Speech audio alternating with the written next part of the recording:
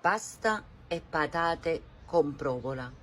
A Napoli è sacra, è cultura, ognuno ha una ricetta sua. Questa è la mia ricetta, avete fatto pure voi? E allora pigliate carta e penna e venite a presa a me. Prima cosa, pigliate una bella pentola e olio a sentimento con tutto il cuore.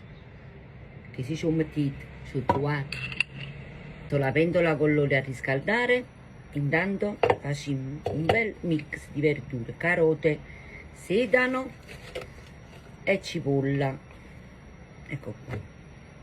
Frulliamo tutte le verdure insieme. Ecco qua, vedete come è venuto bello questo misto di verdurine? Ora lo mettiamo nella pentola bollente con l'olio. Carote e cipolla e pancetta a cubetti. Una bella cutinella, non da mai mancare. Adesso fate soffriggere tutto cose insieme, bello bello. E 3 o 4 pomarolelle che facciamo, ci mettiamo, io ci metto. Ho unito anche le patate, vedete? Tutto così insieme. Lo faccio soffriggere tanto bello. Ci allungo un po' di acqua per la cottura delle patate.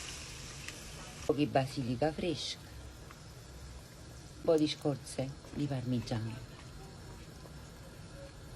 Mo' facciamo cuocere tutto così insieme.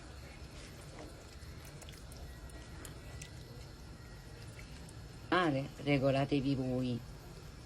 Cominciate a tagliare proprio a dadini, piccerella a piccerella, perché sa da squagliare, da diventare filante.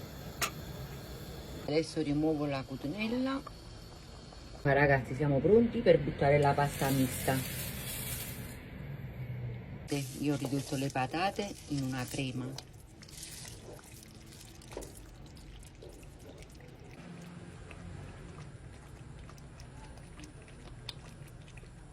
Le patate è pronta e aggiungiamo la provola.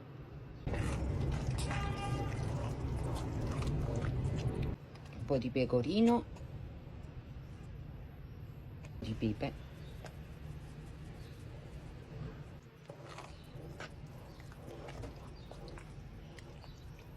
Ecco qua, guardate. Adesso assaggiamo.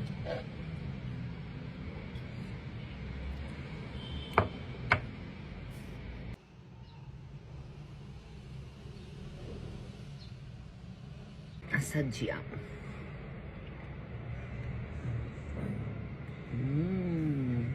Oh, buon appetito e buona giornata a tutti quanti.